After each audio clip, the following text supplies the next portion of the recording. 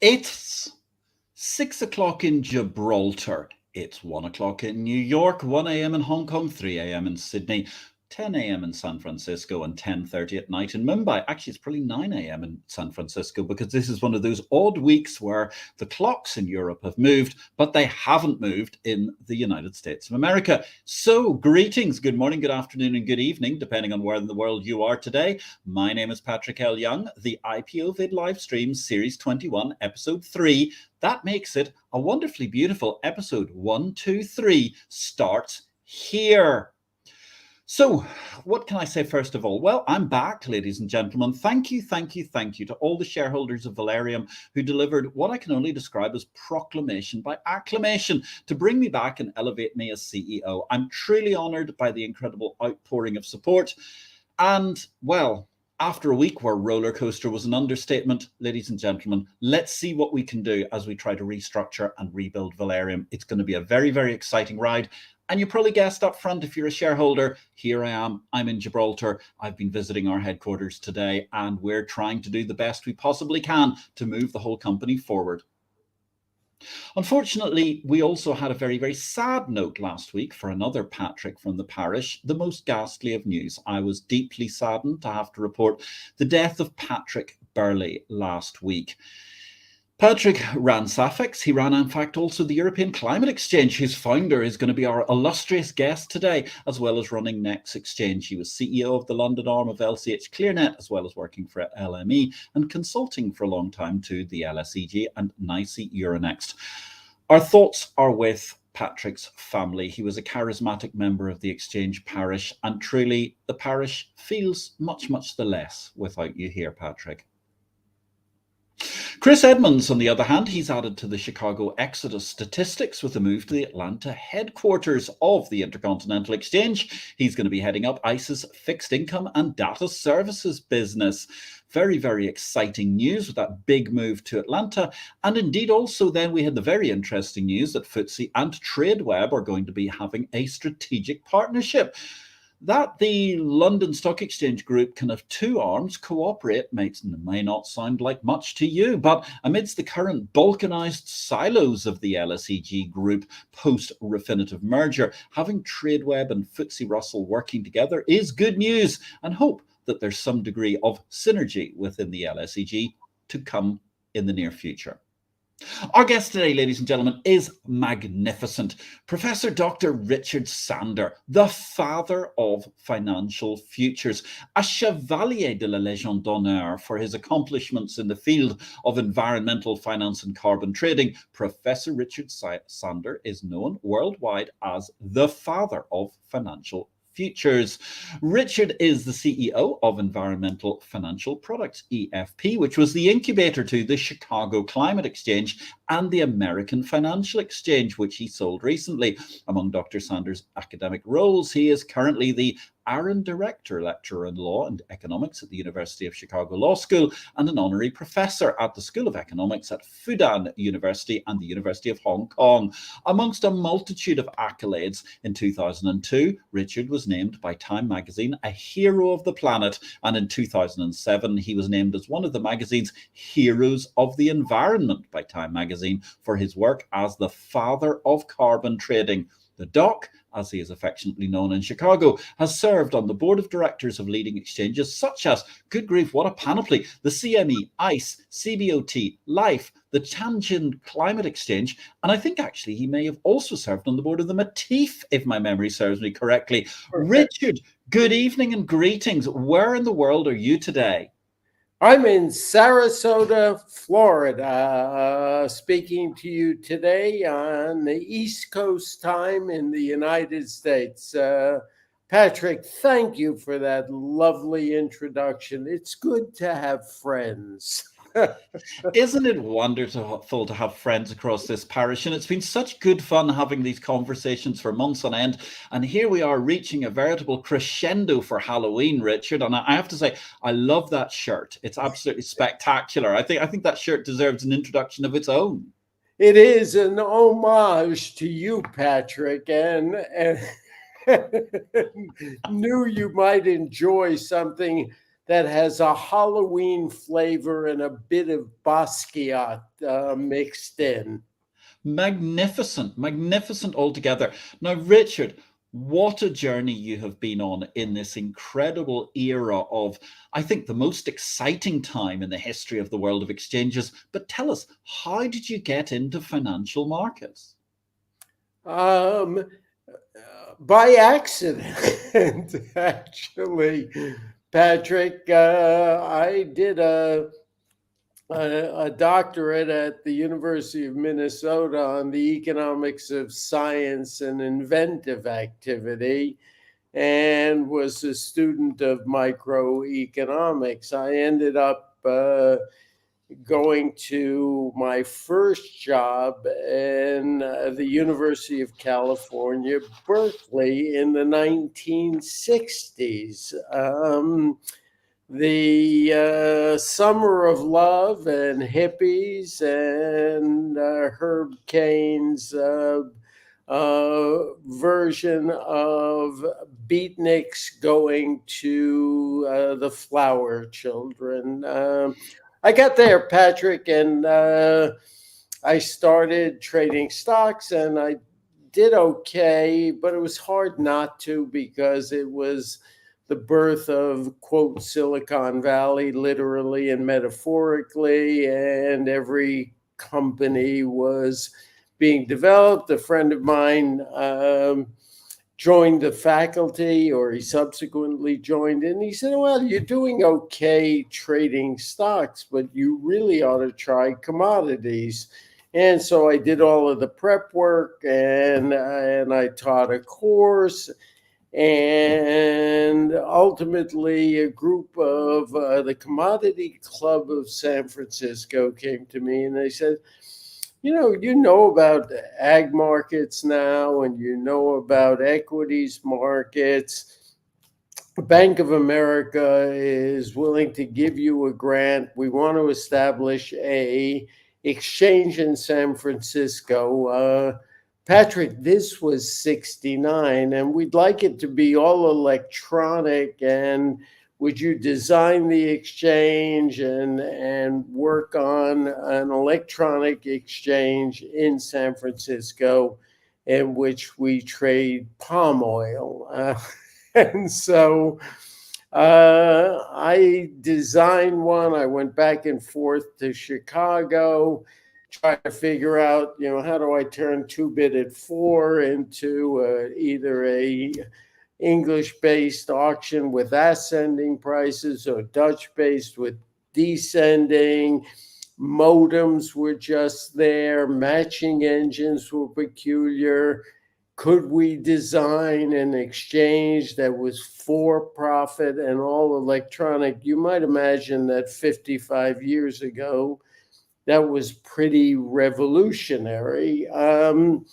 One thing led to the other, and living in Berkeley, you really had unbounded and a permissionless environment. There was no such thing as norms, and I think creativity is driven in a permissionless environment. And so I had watched interest rates move, and I thought, boy, California is a trendsetter. And while they had been quiescent from 45 to the mid-60s, that the world was changing, much like today, Patrick. Overwhelming deficits, unpopular wars, a change in society, revolutions on campuses. It suggested to me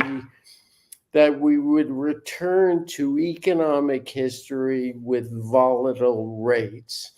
And also, as a result of an earthquake in LA and constraints on insurance, I also began to be thinking and writing about catastrophic and weather derivatives, having really in an open mind.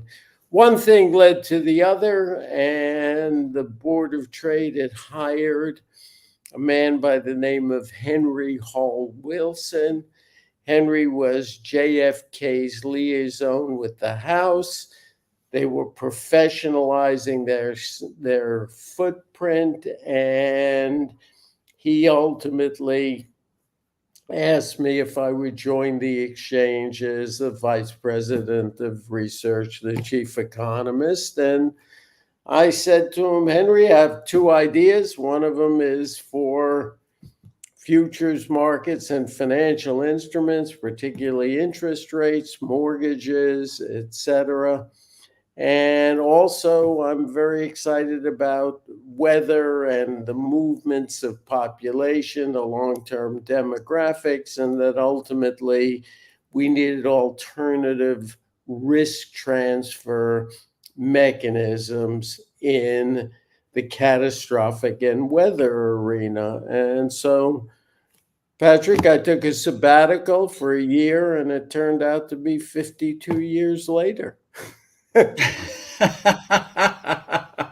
52 years without any remission. I mean, good grief. That's quite incredible altogether. That's pretty much a life sentence. Certainly more than a life sentence if you commit murder in most European jurisdictions. Yeah, I thought it was, okay, I'll go there for a year. And then in 73 happened. I joined in the spring of 72, and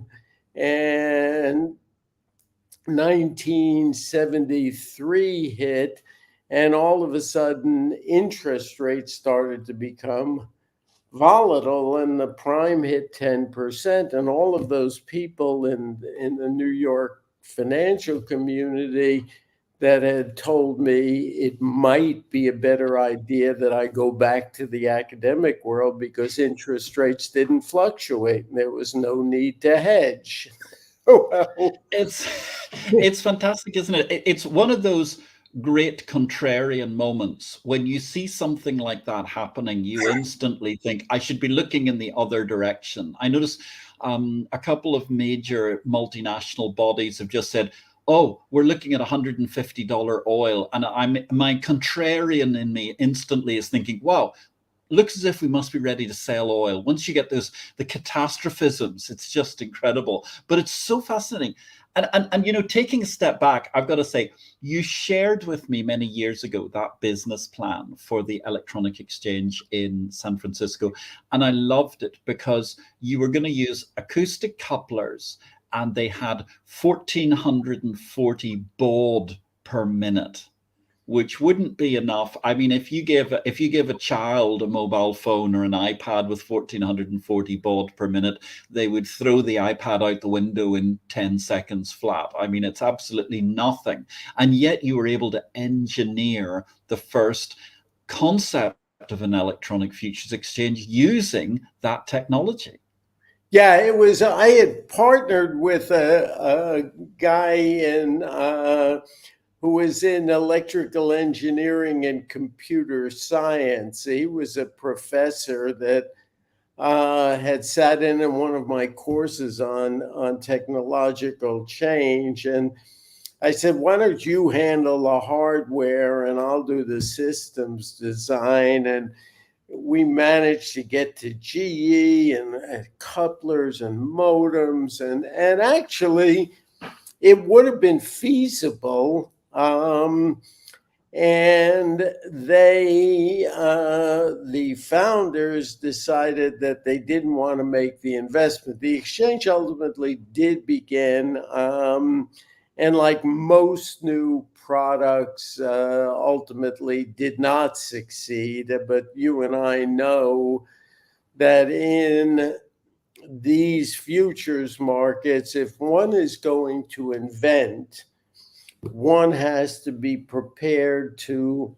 look at the inventive process as a series of clinical trials and expect failures on a regular basis, in the same way that anybody who invests should never expect all of the stocks they own to be winners. Being accustomed to challenges and losers is part and parcel of the inventive process. Precisely. But then, and it's always so interesting because we look at so many products, and I think again there was some element of contrarianism there because so many products we thought were going to be slam dunk great winners over time and ultimately didn't go anywhere. And then other products that people just threw out there because they were at either their wits' end or they thought, well, this is a logical addition to something else, have turned into great winners over time. Yeah, And indeed, yeah, go this ahead.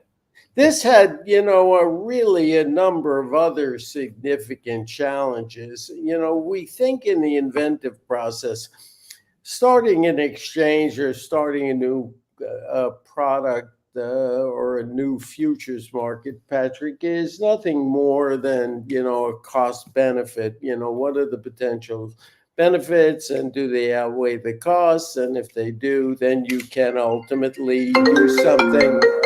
I don't know how that happened. Sorry, Patrick.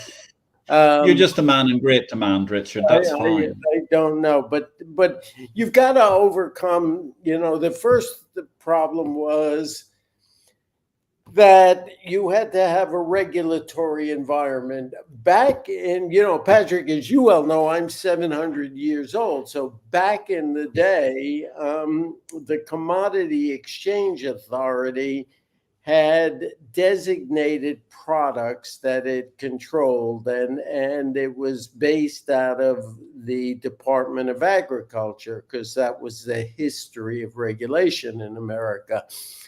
And I had gotten to know Alex Caldwell, who was the administrator of the CEA, came and spoke to my class at Berkeley. And with the advent of the Arab oil embargo, the breakdown of ownership bans of gold, going off the gold standard, beans hitting, record levels, corn, wheat, the anchovies stopped running in Peru, planting was late in the spring of 73, the harvest was late, Russia's crops failed, China's crops failed. It became apparent that there would be a new regulatory authority for organized futures markets. And we had thought about mortgage futures, and even floated a bill in Congress that didn't go anywhere. It didn't quite fit into a SEC or a Department of Agriculture. It would have needed something special, but the great sign in America, when you've arrived, when you get your own regulatory agency. and, Yes, yes. and it became apparent that this was one of these unique opportunities. Henry Hall Wilson was a legislator. He liked the challenge. Phil Johnson was at Kirkland and Ellis. And we came to the conclusion that the best thing to do would be to support regulation, make sure it was intelligent, and redefine a commodity as not only this list, but anything intangible for future delivery. And that would allow for things like catastrophic occurrences, Ginnie Mae futures, and write the legislation that had carved out what was the SEC, but anything that was for future delivery had the regulatory status of coming under the umbrella of this new agency, the Commodity Futures Trading Commission. And given the birth and history, instead of the Senate Banking Committee, it would be the Senate Ag Committee that would ultimately serve as the regulator, and to this day is in fact the governing judicial or legislative operator with regard to the CFTC. And it's an incredible tale, and one which, well, actually, let me just briefly bring in a couple of comments that we have here, because first of all, we have Marcus Ward. Good evening, Marcus. It's lovely to see you today. Thank you very much for joining. Evening, Patrick L. Young, Chief Executive Officer. That's one of my lovely shareholders there, Richard, who was acclaiming me last week. But also, here's a great person, someone who was on this show just a few weeks ago, Anne Berg, saying hello. Hello, hail, Richard. Kind greetings. A message to you from Chicago there, from another great commodity operator. She's saying hello. And actually, that brings us, I suppose, to a moment where I'm going to give you a brief rest here, Richard, because I'm going to introduce our book of the week, because as you know, ladies and gentlemen, we have a book of the week running at the moment, and it's one that, well, one of two books which Richard and I have discussed a great deal, the other one being, of course, José de la Vega's Confusión de Confusiones. But in this particular case, we're looking at the magnificent book, which was, well, a roman à clef. It was essentially based around the story up to that time of the great stock plunger Jesse Livermore, and somewhat in a fictionalized version. It's an absolutely terrific read altogether, reminiscences of a stock operator.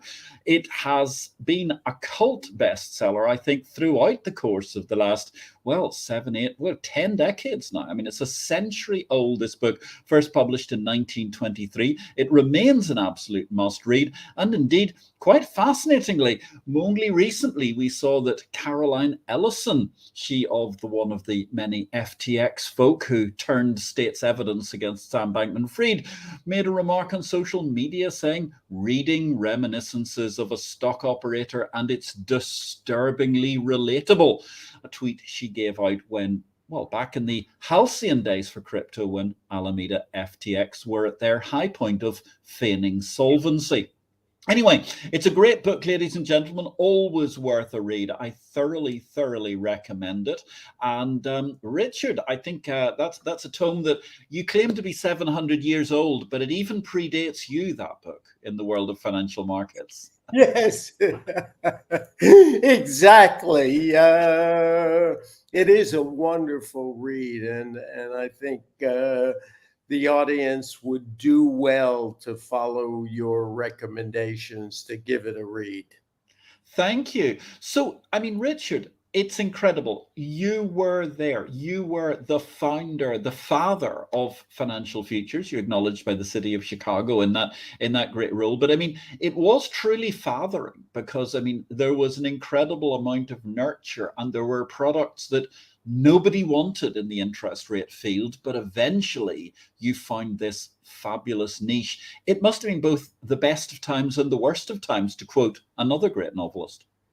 Yeah, it was. And you might imagine what it's like, Patrick, and I know you will find this of interest, what it's like to be a 30-year-old or 31-year-old kid walking into the hallowed halls of firms like Solomon Brothers and say, "Hi, I'm from Chicago and I'm here to narrow your spreads." Not exactly a welcoming arms embrace, Patrick, because Ginnie Mae's were traded in first $2, 98 bid at 100. Then the market began in 70, and then it went from 98 bid at 99, but it was still being quoted in half-point increments, and the Chicago contracts were in 30 seconds. Wow. And so you can imagine that if you were there to reduce the wholesale retail spreads, you would be turned around and sent back to middle America. But nevertheless, we gave access, and there's lots of things that you need to do, Patrick, when you invent. In the case of financial futures, it took legislative changes and regulatory changes, and also a construct of designing an exchange. And while we didn't have an exchange, we did have Ginnie Mae permit holders, we had new classes of membership. And then, of course, you had to come up with a way to generate liquidity, which was a concept of cheapest to deliver, seller options, a lot of other things that created the liquidity between bid and offer that individual players could use, which served as the basis for the vast success of the introduction of the bond contract, which built on the Ginnie Mae cheapest to deliver concept and provided liquidity for the treasury market. Yes, and of course, this was all at that incredible time when, in many ways, the greatest president in the history of the United States for financial markets, although an individual who gets a slightly different rap from the world of broader political historians, Richard Milhous Nixon, did so many things that, in their own way, opened up the financial markets and truly created the derivatives world. It's not only that, Patrick, as a student of history, you know that he also fathered the EPA, a very strange proposition of opening up capital markets, promoting environmental causes, introducing Mao to Kissinger. quite a portfolio of different skill sets or enabling. Yeah, and I mean, it's fascinating when you mention that the creation of the EPA, because there is a lot of doomsterism around at the moment, and I'm afraid I'm imbued by that sunny Californian Reaganite optimism that still stays with me from my childhood. But when you look at the way the creation of the EPA, the creation of other agencies, and ultimately the creation of early markets has gone on in the environmental area, not only are you the father of these markets, but they've had really marked successes we talk about. Yeah, they have been. And again, Patrick, look, you as the author of a capital markets revolution, and we came into, to get back to your original question, it's Victor Hugo. Nothing is as powerful as an idea whose time has come. And we were a group of people that were open to change in a unique way. It was people like you, men like you, women like Ann Berg, and an interesting group of people whose outsider sensibilities were allowed to move an industry. And this outsider sensibility created a revolution that would have never occurred, in my humble opinion, and I think your humble opinion, had it been establishment bound. Yes, yes, yes. But I mean, it's quite fascinating because you look at, well, I mean, the great wonder of acid rain. I mean, at one point in time, we were all petrified that we were going to be a grey, drizzling day such as today in Gibraltar would be more acid than water. And yet markets essentially did a great deal to try and cure that. And you were at the epicenter of it. Yeah, it was kind of funny too, Patrick, because another one of these right time, right places.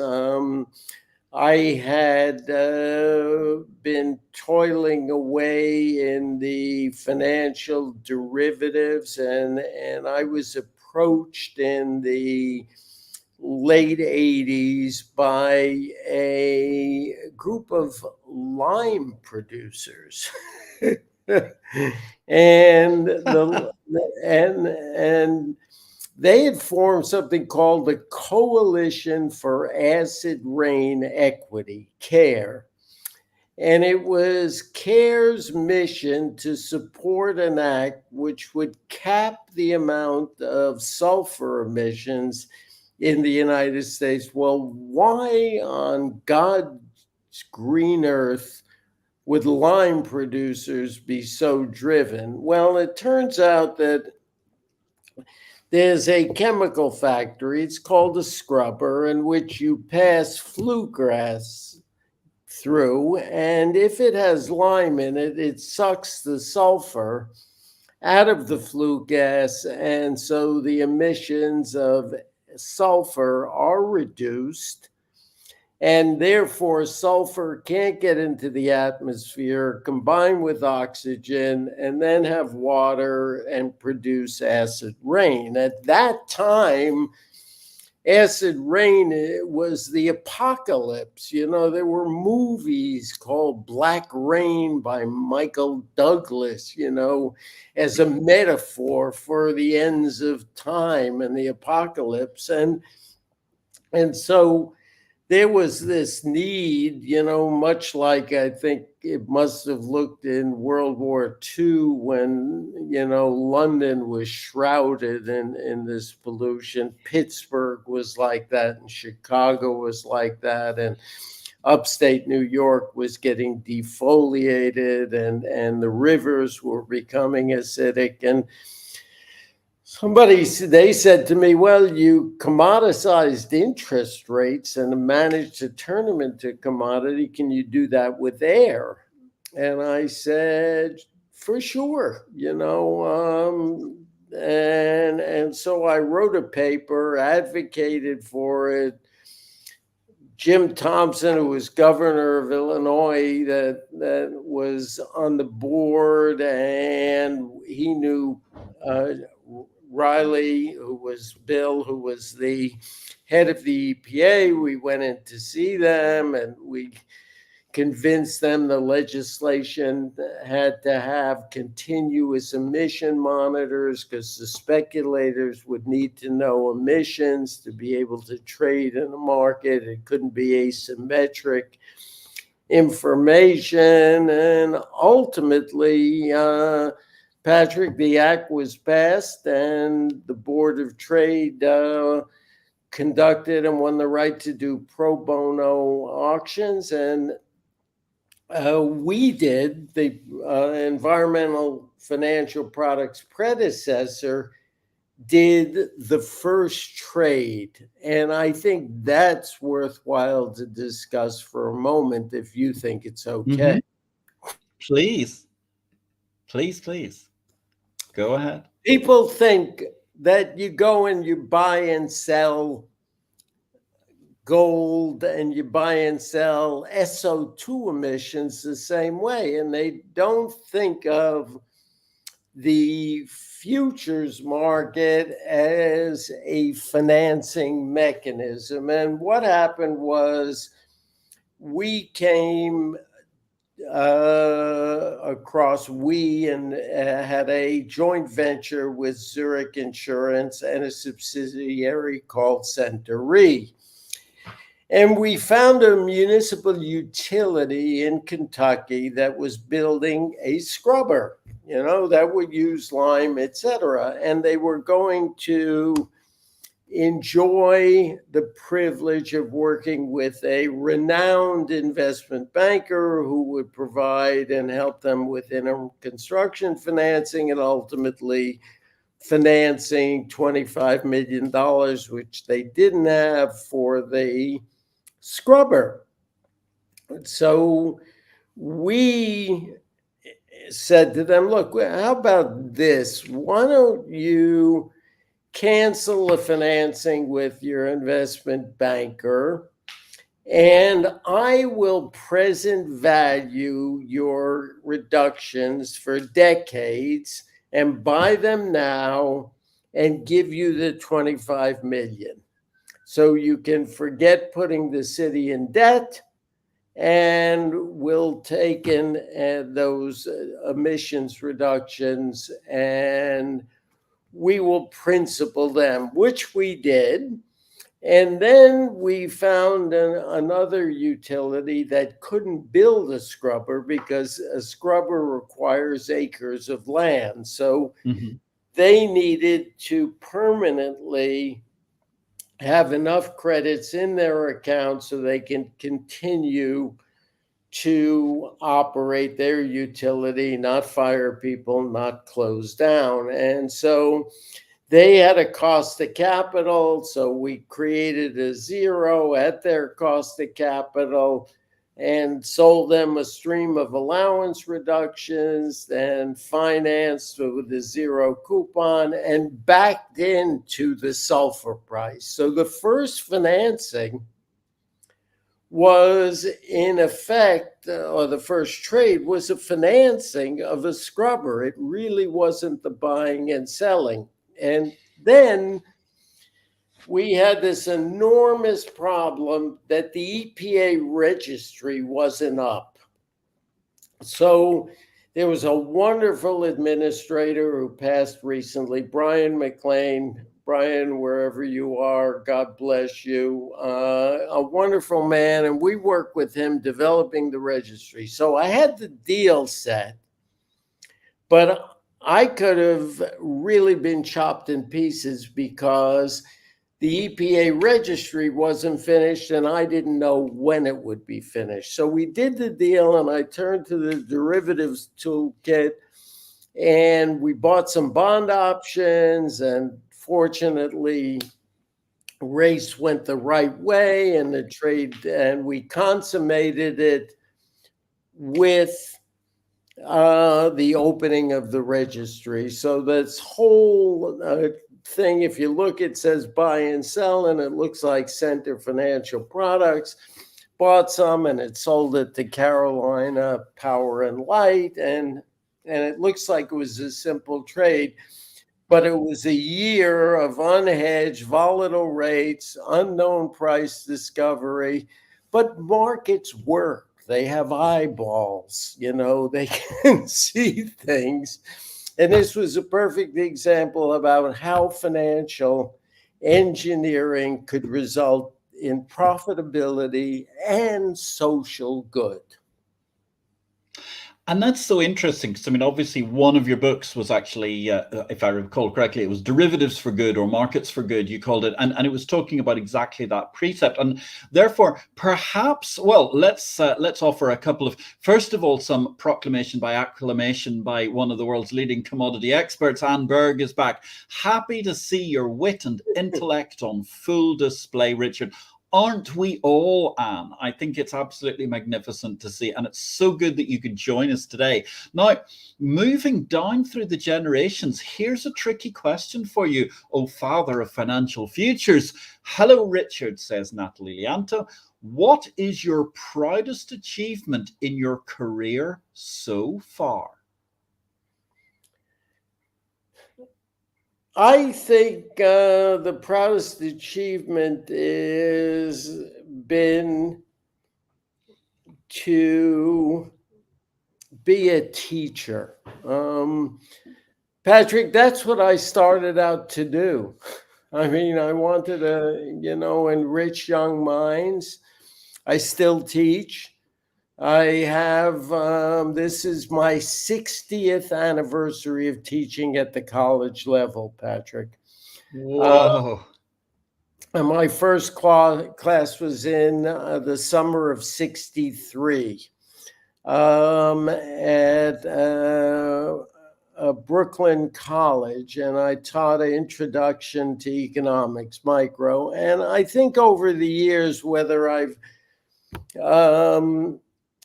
Natalie watched students of mine go on and write PhDs on climate change most recently, or watched former employees. At one point, I think 30% of the CEOs in the top 10 FCMs were my former men and women who worked for me at the beginning. And so I think it's fun to do things and to be first and to be getting your peers to recognize what you've done, but it's even more fun to see your students enjoy that. So that's been my greatest achievement. I think that's a wonderful thing to say, Richard, but I also think you're being far too modest, my dear friend, with all of your great achievements through markets over the course of years. And also, of course, privately building up your world-class photographic collection, which made made a visit to your Chicago apartment so absolutely enchanting from start to finish. I remember many years ago. So tell me, Richard, we talk about environmental markets. How do you view them at the moment? I mean, there are certain challenges, but obviously they seem to be gaining huge momentum.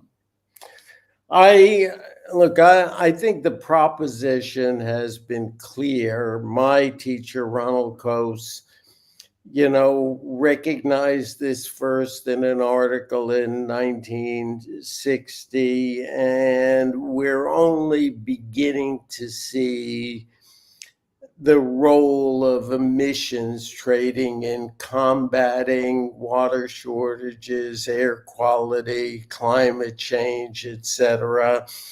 And so I think the best is yet to come. I just got back from a weekend in China and lecturing at Fudan and speaking at Tsinghua and the Asian Banker. And I think we are going to be surprised, Patrick. I'll go out on a limb here. And I think we don't hear much about what China is doing, but this is typically their way. But they go and speak at the campuses, and they're no different than college campuses here, where climate change and the earth is a matter of importance. And nothing happens in China, and then all of a sudden, new stadiums emerge, high-speed trains emerge, Olympic venues emerge, a Belt and Road initiative emerges. And I think one day China will be on board with emissions markets, and they will be the biggest in the world. And that will be the beginning of the end of climate change as a problem. It's fascinating because I would agree with you, certainly. Once we can all log into AliExpress and Alibaba, the source of so much industrial production, and simultaneously hedge our carbon footprint at the same time over whatever it may be that we're buying, that will certainly be a revolutionary moment in the development of carbon markets. Yeah, I think that just as a student of markets, as you and I, we get a rush into something. Everybody sees a shiny new toy. They recognize it's going to solve all the problems. And then all of a sudden the toy is broken, or it contains lead and it poisons children. And then we clean up the toy and the toy works. And I think environmental markets, sustainability, ESG,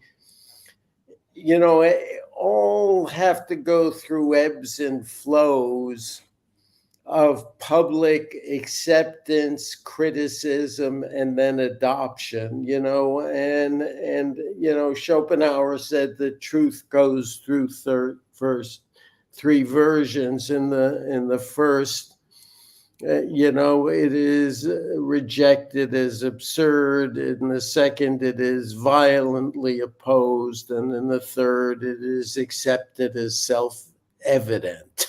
and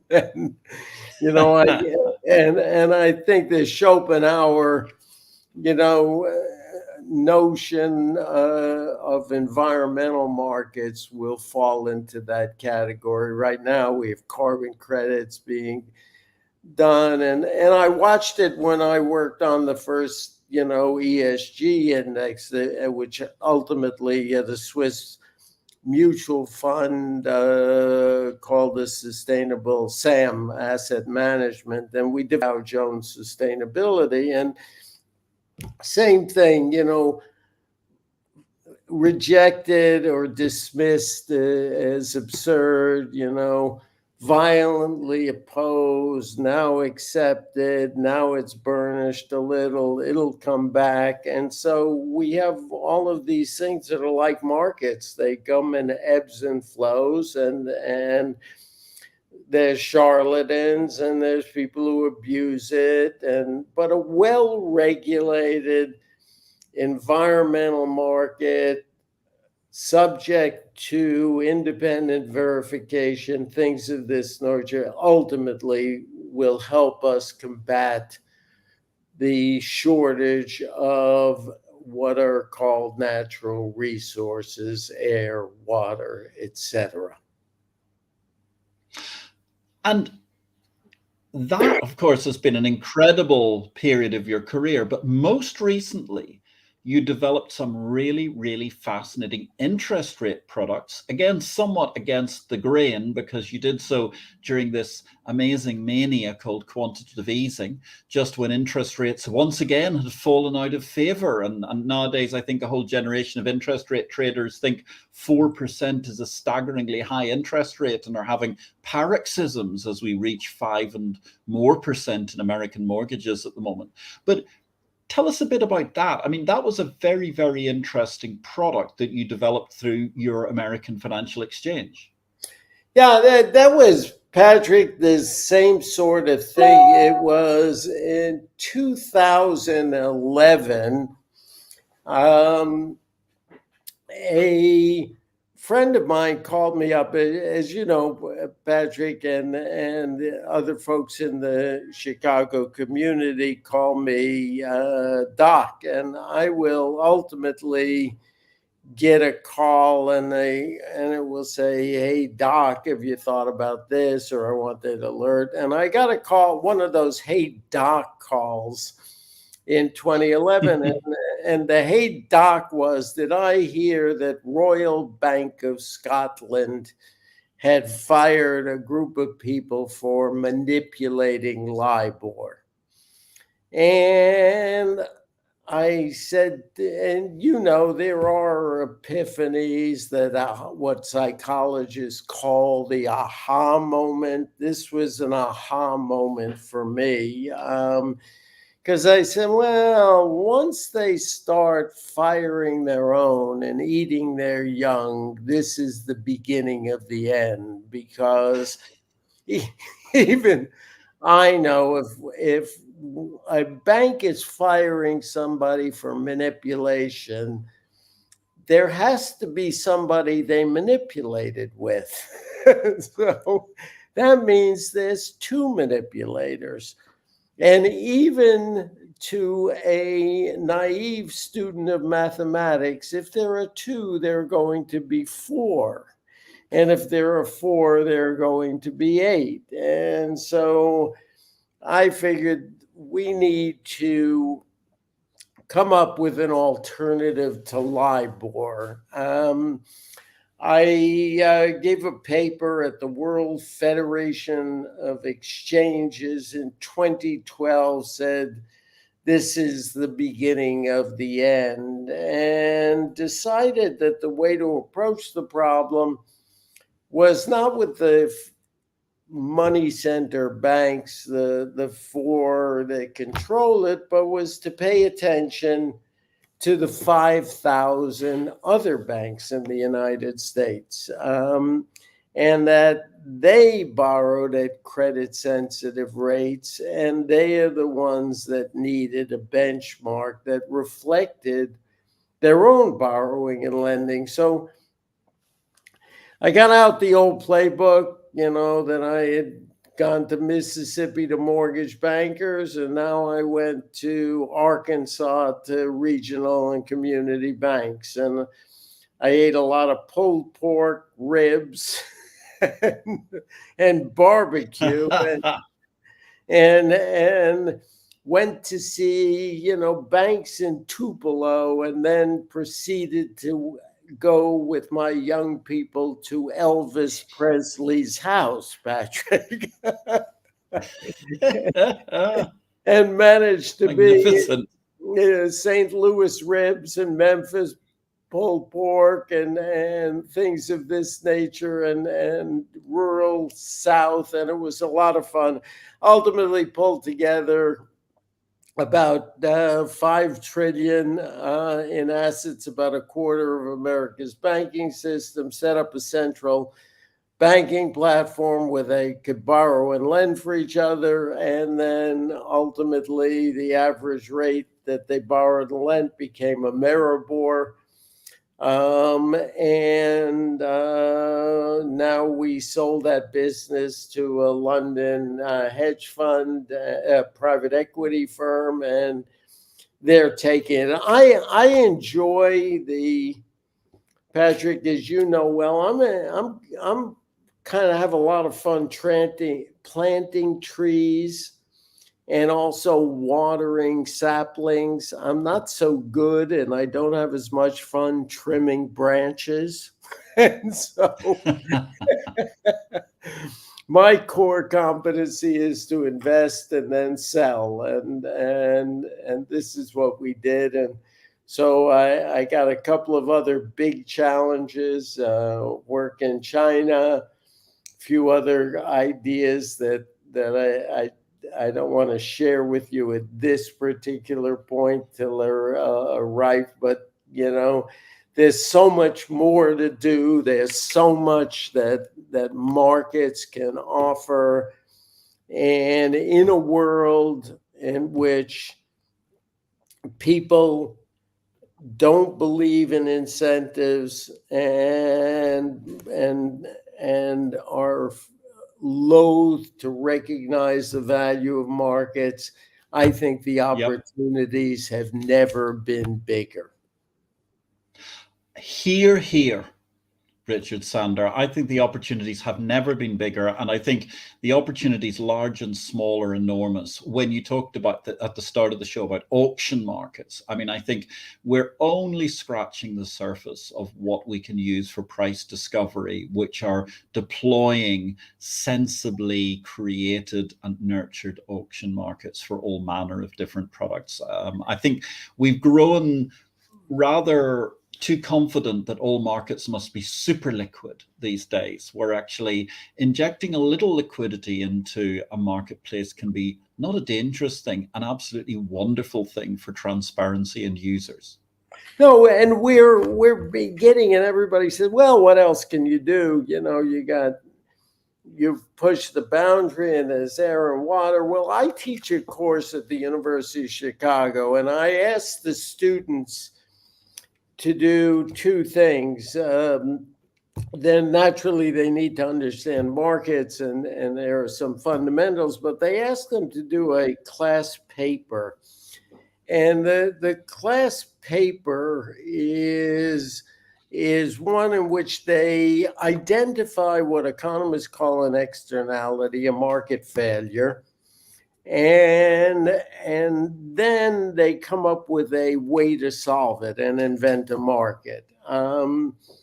Patrick, just to give you an idea, they range from this past year, a cap and trade market for space junk. Okay. Marvelous. Which is just marvelous. A cap and trade system for prison population to incentivize legislators to change sentencing guidelines that optimize the use and costs of incarceration versus equity and justice. A market-based solutions to judiciaries that are too imbalanced with Republicans and Democrats, and how to create an exchange system for Supreme Court appointments versus appellate appointments versus local judges. The imagination is endless for new ways to identify incentives to deal with resource allocation that's both privately owned and publicly owned. So, and indeed, and you add to that, AI and monitoring and verification and miniaturization. the next 100 years or the next 50 years promise to be as productive as 75 was to now, for the last 50 years of the CFTC and financial. Why wouldn't the next 50 years be as rich? I think you're quite right. And actually, I love that idea about space junk because indeed next Tuesday, I'm going to be at the Mansion House in London and we're going to be talking, so the Guildhall in London, we're going to be in a private forum which is talking about the City of London's space economy at an event that's being chaired by Mark Wheatley, who was a guest on IPO-VID just a few weeks ago. Richard, we could carry on for weeks on end without any difficulty whatsoever. We would starve ourselves to death, but nurtured by such ideas. However, I'm going to have to ask you that burning question. And indeed, you are more actively involved than many, many people because you wrote the foreword to Capital Market Revolution. Richard Sandor, where does the capital market revolution go next? Well, Patrick, you just identified it yourself. How about space? How about, all kinds of air control with space travel? How about the purchase of routes, the purchase of gate space, the use of satellites? How about social problems, worlds that we don't imagine? You may laugh at or wonder about people who, like Elon Musk, who speaks about populating Mars, but between AI, a world that will be tremendously different, we're going to need more efficiencies and adaptations of capital markets to meet a world that will be resource constrained and that will be interplanetary. And one may laugh at that, but these are questions that are going to rise. The space junk is the perfect one. We're going to put up more and more pieces up there. They're going to crash into each other. It's like the Wild West now. And the capital markets will expand from both the micro and the miniaturization in the world to the exact opposite, to the galaxy of the world. So I think there's never been a reason to be more optimistic and watch the expansion of capital markets. What a wonderfully optimistic note from the father of financial futures, ladies and gentlemen. It has been a joy. Sadly, we are resource constrained by time that we're going to try and fit this all into an hour, but there are so many more hours to come that we could be talking about this for years to come, I think, Richard. Thank you very, very much for joining this show. Thank you so much to those who interacted today with the father of financial futures. Marcus Ward, great to see you. Natalie Lianto, thank you for a great question. All hail to Anne Berg as well, a great voice and figure in commodities, who was talking to us just a week or so ago on this show as well. Let me say thank you very, very much also to our production team, Herminia, Natalie, Fernando. You did a great job today. And also, ladies and gentlemen, All Saints Day tomorrow, so there is no Exchange Invest will be published as everybody is out of the office. I wish everybody a lovely holiday in our offices across the world. I will, however, be in Gibraltar working because such is the lot of the average everyday CEO these days.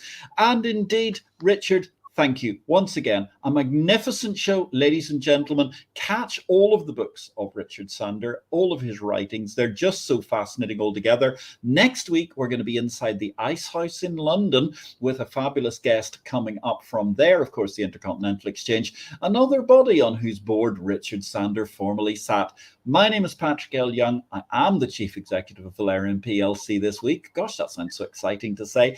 Thank you to all our shareholders there. Thank you, ladies and gentlemen, for watching. And I'll catch up with you in Exchange Invest from Thursday. Richard, thank you for a wonderful show. I wish you all, ladies and gentlemen, a great week in life and markets. Patrick, thank you for the opportunity of visiting with you. You are the best. I appreciate it, Richard. Thank you so much.